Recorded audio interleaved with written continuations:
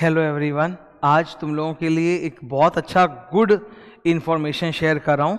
Exam time आ गए, डराने के लिए नहीं बल्कि अच्छी बात है, इससे तुमको बल्कि खुश होना चाहिए, तुम्हारा टेंशन दूर होगा। सबसे ज़बरदस्त रिवीजन जो होता है वो एग्ज़ाम के दौरान होता है। हम लोग अक्सर रिवीजन को लेके मैं कुछ बातें आपके साथ आज डिस्कस करना चाहता हूँ which will actually help you, तुम्हारा इससे दिमाग शांत होगा।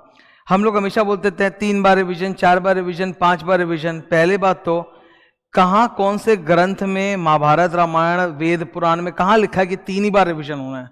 ये तो जस्ट किसी के कहीं ना कहीं किसी ने एक बार एक नंबर बोला होगा, and since numbers are always convincing to people, वो फैल गया और लोग बोलने लगे कि 3 बार रिवीजन करो, 2 बार करो, 5 बार करो, 10 बार करो। अब सबको अपने अपने नंबर्स क्रिएट करने लगे।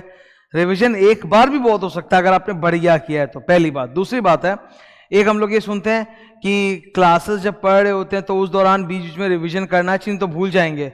सर भूलोगे तो आप कैसे भी? मैं इसका आपको एकदम बेसिक साइंस बता देता हूं। एक स्टूडेंट जो होता है ही और she has to study many subjects. जैसे तुम एक सब्जेक्ट कंप्लीट करके दूसरे में जाओगे, दूसरा सब्जेक्ट पढ़ते ही ऑटोमेटिकली तुम पहला सब्जेक्ट भूलोगे, ये लिख लो। तो तुम कितना भी बीच बीच में रिवाइज कर लो, यू विल ऑलवेज फॉरगेट। अगर ये तुमको लग रहा है कि कोई नई चीज हो रही तुम्हारे साथ नहीं, पूरी दुनिया के साथ होता है ये। एक स्टूडेंट को मल्टीपल सब्जेक्ट्स पढ़ने पड़ते हैं, जब भी कोई एक नया सब्जेक्ट चालू करेगा तो पिछले वाला वो भूलेगा ही।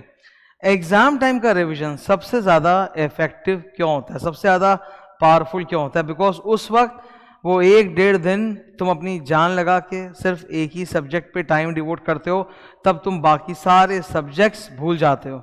अब तुम आज एक एग्जाम दे के आए हो, पूरा वो सब्जेक्ट दिमाग में घूम रहा है, तुम्हें पता है कि परसों अनदर पेपर इज देयर, तो तुम अब सारी दुनिया का सारा टेंशन छोड़ के, बाकी सारे सब्जेक्ट भूल के, सिर्फ परसों 2 दिन बाद जो 1 दिन बाद जो पेपर होने वाला है उसी के बारे में सोचते हो और वही रिवाइज करते हो, तो वो तुम अच्छे से याद करते हो। तुम्हारा कॉन्सेंट्रेशन बहुत हाई होता है। You are reading with a sense of urgency, with a seriousness कि yes whatever I am reading I have to write in exam also, तो वो याद बढ़िया रहता है और बाकी किसी सब्जेक्ट का डिस्ट्रैक्शन या लोड तुम्हारे ऊपर नहीं होता है।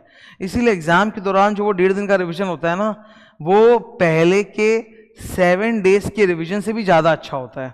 मतलब पहले जो एग्जाम के पहले वाला 2 महीना होता है उसमें हम लोग 7-8 दिन लगा के जो एक सब्जेक्ट रिवाइज करते हैं, उससे भी ज़्यादा पावरफुल रिविजन होता है सिर्फ 1.5 दिन के अंदर जो एग्जाम के बीच में हमको मिलता है।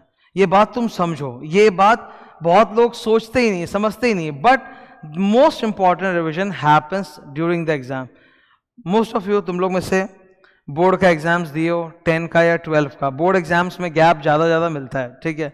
तुम्हें याद होगा कि बहुत सारी चीज़ें तुमने नहीं पढ़ी होंगी, नहीं सॉल्व की होगी, पर बोर्ड एग्जाम्स के दौरान तुमने अपना पूरा जान लगाया होगा। वहाँ तो 2-3 दिन मिलते हैं एक सब्जेक्ट के लिए, तब याद करो वो कितना पावरफुल रिविजन था, कितने बढ़िया से पढ़ के जा पाए थे।